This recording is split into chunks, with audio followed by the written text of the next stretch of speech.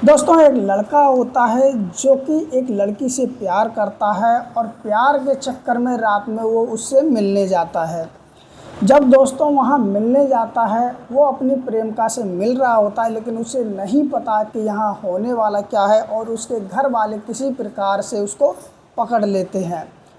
पकड़ने के बाद में फिर उसके साथ वो सब करते हैं जो एक समाज के लिए मिसाल बन गया है कि आखिरकार मारने तोड़ने से अच्छा है कि उनके साथ में ऐसा कुछ करो जो वो भी खुश हो जाएं और दोबारा ऐसा होने में मामला ही ना पड़े। तो इस लड़के के साथ आखिरकार उस लड़की के घर वाले क्या करते जानेंगे इस वीडियो में, इस कहानी में। उम्मीद है आप लोगों को अच्छी लगेगी और कुछ ना कुछ सीख लेने की कोशिश भी कीजिएगा, क्या उन्होंने सही किया या गलत। तो नमस्कार दोस्तों, मेरा नाम अजय।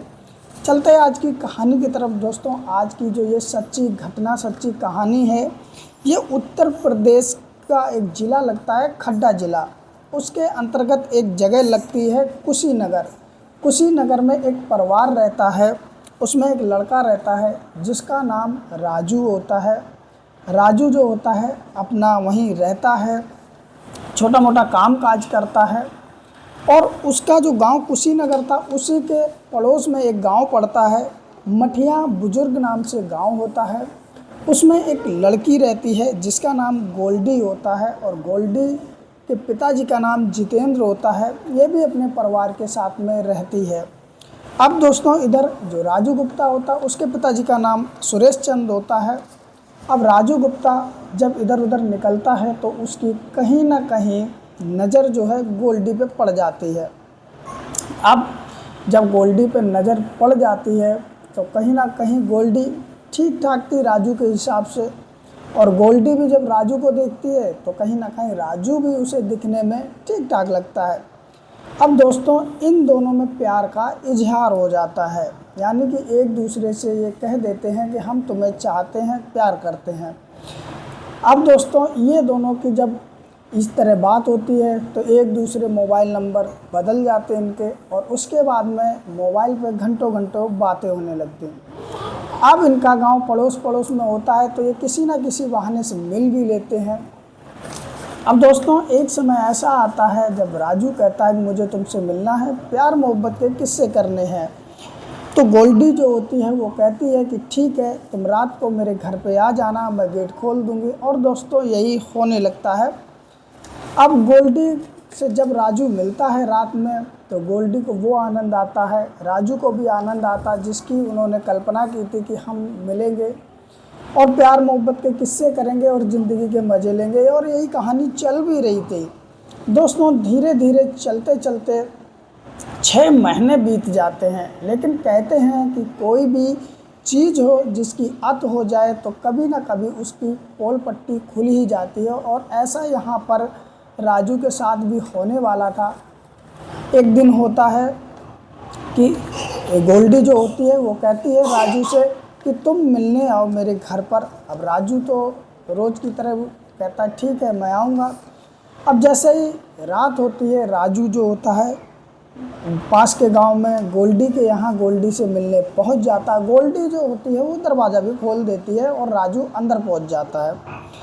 अब दोस्तों, गोल्डी एक कमरे में राजू को ले जाती है और उसके बाद में दोनों ही निर्वस्त्र होकर के प्यार मोहब्बत के किस्से करने लगते हैं।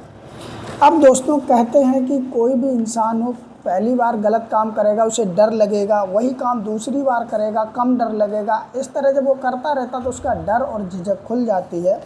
और यही कहानी गोल्डी और राजू के साथ होती है कि ये जब अब मिलते हैं गोल्डी से और जब ये प्यार मोहब्बत के किस्से कर रहे थे, इनका भी डर अब बहुत कम हो चुका था। राजू को लगता है कि मैं जाता हूँ और चला आता हूँ, कुछ होता ही नहीं, पकड़ा ही नहीं जाता। अब ये लोग जब प्यार मोहब्बत के किस्से करते हैं तो कुछ ज़्यादा ही अलग हिसाब से करते हैं। जो थोड़ी बहुत आवाज़ें आती हैं वो उनके कमरे के बाहर आने लगते हैं। अब गोल्डी के जो घर वाले सोए हुए होते हैं, जब वो उठते हैं तो वो सोचते हैं कि ये आवाज़ किस तरह की आ रही है। तो गोल्डी जो घर वाले होते इधर उधर देखते हैं तो गोल्डी जहाँ सोती है वहाँ थी ही नहीं। जब गोल्डी नहीं होती है तो वो और लोगों को भी उठाते हैं और उठाने के बाद में फिर उस आवाज़ का पीछा करते देखते कमरे से आ रही है। जैसे ही वो कमरे में जंगली सी देखते हैं, खिड़की से झांक करके उनके पैरों तले ज़मीन खिसक जाती है कि उनकी ही बेटी गोल्डी किसी लड़के के साथ में संबंध बना रही है। जैसे ही वो इतने देखते वैसे ही आवाज़ मारते, गोल्डी ये तुम क्या कर रहे हैं। जो गोल्डी और राजू होते हैं वो झिझक जाते और झिझक करके तुरंत ही अपने अपने कपड़े पहनते। और उसके बाद में गोल्डी के घर वाले बार बार कहते हैं, तब गोल्डी और राजू गेट खोलते हैं। उसके बाद गोल्डी के घर वाले राजू को पकड़ लेते हैं और पकड़ने के बाद में फिर एक अलग ही बखेड़ा वहाँ खड़ा हो जाता है। हालांकि गोल्डी के घर वाले जो होते हैं राजू को ना तो चिल्लाते हैं, ना ही पीटते हैं, ना ही मारते हैं, चुपचाप बिठा लेते हैं। और बिठाने के बाद जैसे अगली सुबह होती है वहाँ पर पूरा गांव इकट्ठा हो जाता है। राजू से पूछा जाता है कि तुम कौन से गांव के रहने वाले हो, तो राजू बता देता है कि मैं कुशीनगर का हूँ, मेरे पिताजी का नाम सुरेश चंद है। फिर उसके घर वाले बुलाए जाते हैं, वहाँ पर सभी लोग इकट्ठे हो जाते हैं। फिर जो गोल्डी के माता पिता होते हैं वो फैसला लेते हैं कि देखो मेरी बेटी की इज्जत तो इसने तार तार कर दी है, अब मैं चाहती हूँ कि मैं अपनी बेटी की शादी भी इसी से कर दूँ। क्योंकि उसने पूछा था गोल्डी के घर वालों ने राजू से कि तुम क्यों आते हो, तो उसने बता दिया था कि मैं तुम्हारी बेटी से प्यार करता हूँ और इसने ही मुझे बुलाया था। जब गोल्डी से पूछा गया तो उसने भी अपना जो बातें थी वो मान ली थी, हाँ कि मैंने ही बुलाया तो मैं भी प्यार करती हूँ।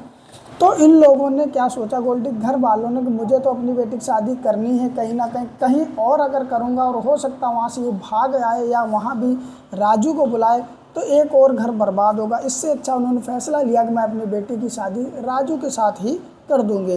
राजू के घर वालों से बात होती है, सभी राजी हो जाते हैं। लेकिन इसी बीच कोई ना कोई खबर पुलिस वालों को भी दे देता है। फिर वहाँ पर पुलिस वाले आते हैं, पुलिस वाले कहते हैं ये मामला थाने का है और इन दोनों को हम थाने ले जाएंगे। लेकिन वहाँ जो गोल्डी के घर वाले थे, राजू घर वाले थे, दोनों ही बोल पड़ते हैं कि हमने तो कंप्लेंट ही नहीं की, कोई बात ही नहीं है, हम क्यों अपने बच्चों को थाने भेजेंगे, हम लोग तो शादी करेंगे। इस तरह करते और वो बच्चों को थाने नहीं जाने देते। पुलिस वालों को खाली हाथ वापस जाने पड़ता है।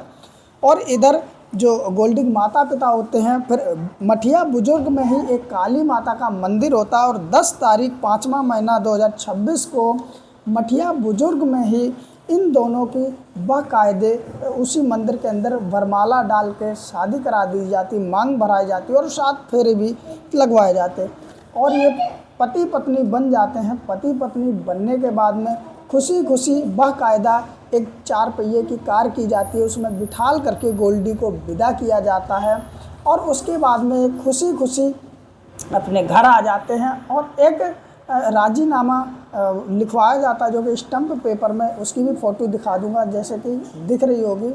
और उसके बाद में राजू और गोल्डी दोनों जीवन के बंधन में बन जाते हैं और दोनों से उम्मीद की जाती है कि तुम एक दूसरे को हमेशा खुश रखोगे। तुमने प्यार किया, आखिरकार एक दूसरे को मिल भी गए, इससे बड़ी खुशी क्या है।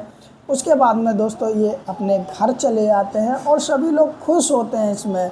तो आज की रही दोस्तों ये कहानी, क्या गोल्डी के माता पिता ने सही किया या गलत किया कि किस प्रकार से उन्हें पकड़ा, ना ही मारा ना ही पीटा बल्कि उनकी शादी करा दी।